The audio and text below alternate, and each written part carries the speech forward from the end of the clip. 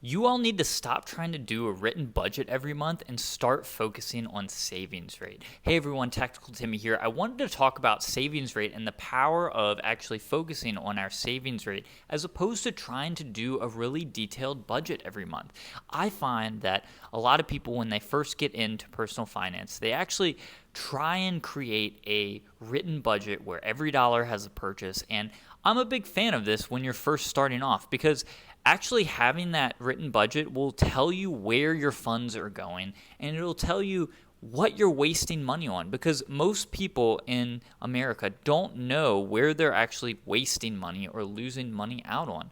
The problem becomes is as they go along, we find that people tend to forget about their finances and they tend to kind of revert back to old ways, and they don't have time to create these budgets every single month. If you have the time to create a written budget every month and know where every single dollar is going, good on you. Keep it up. The problem is I see far too many people fall away from taking care of their personal finances and investments because it takes too much time to create these written budgets.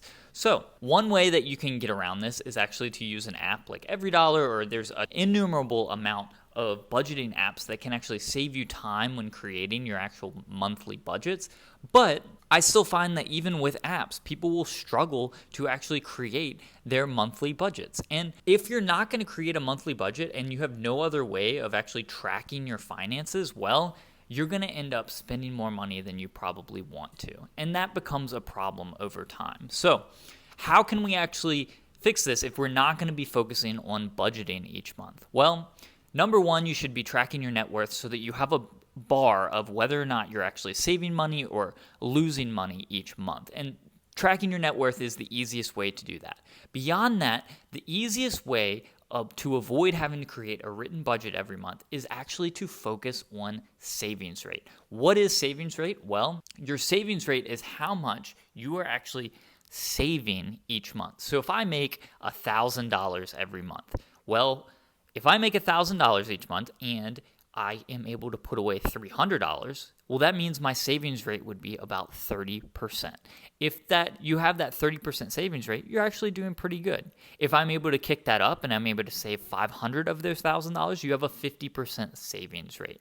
If, for instance, I spend all of that money, I don't save anything that month, I would have a 0% savings rate. You want to try and get that savings rate as high as you possibly can, because when you have those higher savings rates, that means that it's going to be going towards and helping you to grow your net worth over time. There's also some really cool tables out there that will show that as your savings rate goes up, you'll actually see your time to retirement goes down. And the way this works is actually through investment returns, and you can actually use these investment returns to calculate back how many more years you can work. And maybe I'll actually throw up a graphic here from Mr. Money Mustache and show you how this actually works out in the long run. So if you're focusing on this savings rate, you can predict how long you're going to be working until retirement. It also helps you to actually pay yourself first. Once you've done that monthly budget and you've figured out about how much you can save each month,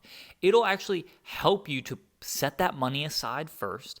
And once you put that money aside, you'll know how much you can actually spend for the month. If you end up spending more than that, you'll see your net worth, or you'll see that your checking account will actually lose money, and you'll know that, next month I need to spend a little bit less. And this is kind of a self-correcting cycle, because you'll see that as you save, it's actually limiting your spending on the outside. And this is where you have the famous personal finance saying of pay yourself first. So you try and calculate exactly how much you can save each month. And once you know how much you can save each month, then you are able to actually not have to create that written budget. I find that not creating that written budget is one of those little things that you can do to avoid having to spend a lot of time focusing on money and focusing on your personal finances. Because in the end, when it comes to our life journey here,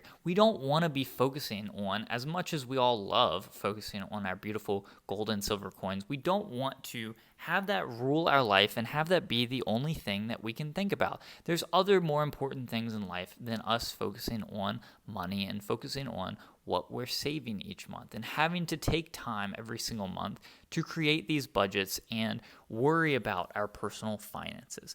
I hope that each and every one of you takes the time to figure out what your savings rate is, and I would encourage you to try and up that savings rate. I know when I first started, I had a little bit lower savings rate, and typically the golden rule of what you should be shooting for is 10%. Now, obviously, you want to try and grow that. I know Dave Ramsey recommends that 15% savings rate. Other folks in the financial preparedness community will say, and even the early retirement community will say, hey, let's jack that savings rate up as high as possible. So I like to shoot for trying to get up to that 30% mark. I find that that's a very sustainable amount that I'm able to save each month. And when I'm doing really, really good and times are great and we're making lots of money, I also like to try and get that up to about 50% savings rate and actually trying to put away half of the money that I make. I know in our economy now, it can be difficult to have these higher savings rate and to actually follow some of the FIRE movement and the Financial Independence Retire Early community's advice, because we simply don't have the funds to do what we'd want to be doing if we were in better times. But we can actually control a lot of things in our life, and we don't have to wait for the economy to shape up for us to start saving. We can still put away and still make our investments regardless of what the economy is doing. We are in control of our personal finances. You can take control and actually focus on your savings rate and try and up your savings rate as we go along in time. And it's something that's going to change over time, and you shouldn't feel bad if your savings rate is a little bit lower right now, and you should just be working on maybe those side hustles or other things to try and up that savings rate and actually be able to save more and grow your net worth over time. I hope that each and every one of you takes something away from this video and actually calculates what your savings rate is, because that can be a really, really strong and powerful thing for you to do. And when you actually know your savings rate, you will find that you're able to pay yourself first and actually put away more money for the future. If you enjoyed this video, feel free to leave a like and comment down below. I really, really enjoy hearing from each and every one of you down in the comment section, and I hope you all take care.